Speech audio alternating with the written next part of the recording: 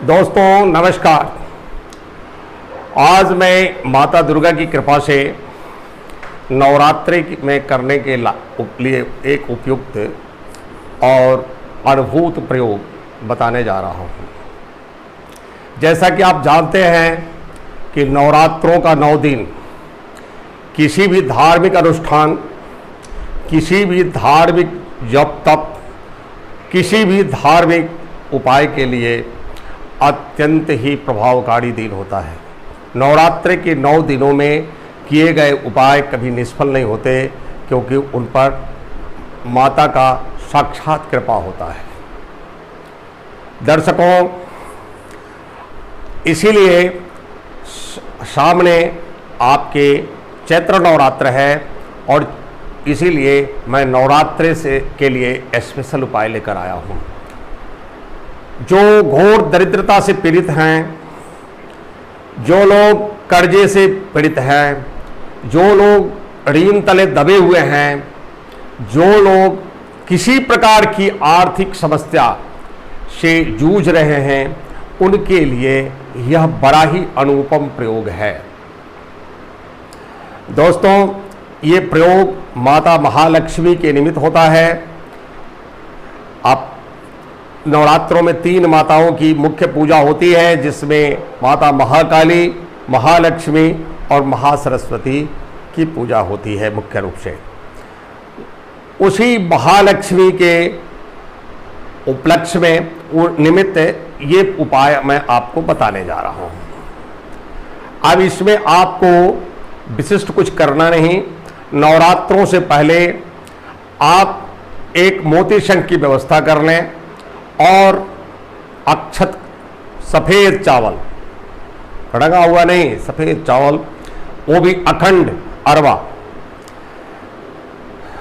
एक भी चावल उसमें खंडित ना हो। खंडित हो तो बीन कर हटा दें, उसको चून करके अलग कर दें।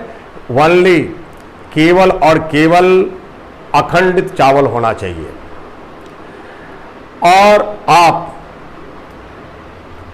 नवरात्रि के 9 दिनों तक इस प्रयोग को लगातार करें, आपको अचानक धन लाभ होने लगेगा।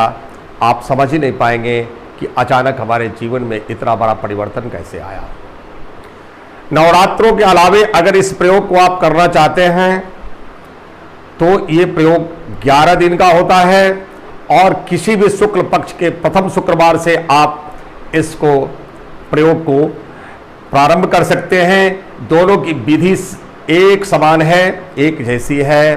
बस नवरात्रि में 9 दिन में ये प्रयोग खत्म हो जाता है और अन्य दिनों में ये 11 दिन में प्रयोग खत्म होता है। आप अपने सामने एक बाजोट रखें, माँ दुर्गा की तस्वीर रखें। उस तस्वीर के समक्ष एक पीले रंग का 1.25 मीटर कपड़ा बिछाएं। उस पर मोती शंख और लाल चंदन की माला को पहले पानी से, फिर दूध से, फिर पानी से, फिर पंचामृत से, फिर शुद्ध पानी से स्नान कराकर उस पीले कपड़े के आसन पर विराजमान करें। अब मोती शंख का मां लक्ष्मी के मंत्र से ओम श्रीं श्रियै नमः, इस मंत्र से मोती शंख और माला का पंचोपचार पूजन करें। पूजन के पश्चात आप चंदन की माला को हाथ में लें और उस माला से इसी मंत्र ओम श्रीं श्रियै नमः का जाप प्रारंभ करें। जब आपका एक माला जप खत्म हो जाए तो एक चुटकी अखंडित चावल मोती शंख में डाल दें। फिर दूसरा माला खत्म हो तो एक चुटकी अखंडित चावल आप उस मोती शंख में डाल दें। और इस तरह आप प्रतिदिन कम से कम 11 माला जाप करें। मंत्र है ओम श्रीं श्रियै नमः। इस मंत्र को आराम से जपें, जैसे मैं बता रहा हूं।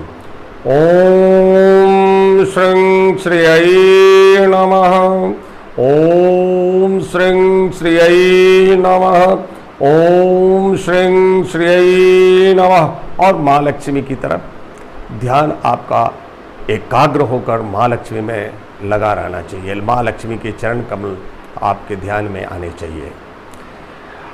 आप कभी भी ओम श्रीं श्रीयै नमः, ओम श्रीं श्रीयै नमः, ओम श्रीं श्रीयै नमः ऐसा ना जपें।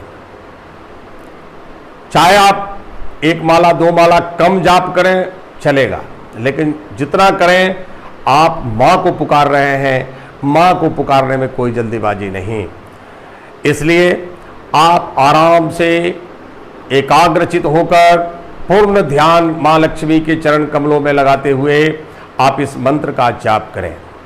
9वें दिन आप इसी मंत्र से एक माला आप हवन कर दें, और अन्य दिनों में कर रहे हैं तो 11वें दिन आप इसी मंत्र से एक माला हवन करके पूर्णाहुति दें। और पूर्णाहुति के बाद आप माँ दुर्गा से निवेदन करें कि हे माता, आपके रहते, आपके जैसी ऐश्वर्यशालिनी माता के रहते हमारे घर में घोर दरिद्रता है, हम ऋण तले दबे हैं, हमें रोजगार नहीं मिल रहा। आप जिस परेशानी से दूर करना चाहते हैं उन परेशानी को बोलें और माँ के चरणों में नतमस्तक होते हुए शीश रख दें और कहें, हे माता, हमने अपना कर्म किया, आगे तुम मेरा पालन पोषण कैसे करेगी, यह तुम्हारा काम है। आप देखिएगा अचानक 1 ही 2 महीने के अंदर आपके जीवन में ऐसा परिवर्तन आएगा कि आप सोच भी नहीं सकते। आप खुद ही दंग रह जाएंगे और आप सोचेंगे कि ये प्रयोग नहीं किए थे तो हम कहाँ थे, और इस प्रयोग को करने के बाद हम कहाँ आ गए। भक्तों, पूर्ण आस्था और विश्वास के साथ करिए। माता को कभी बलि मत चढ़ाइए, माता बलि नहीं ग्रहण करती है। इसलिए अगर बलि चढ़ाना ही है, नारियल तोड़ दें अष्टमी के दिन। आपको जो पूजा पाठ करनी है, जीव हत्या छोड़ दें।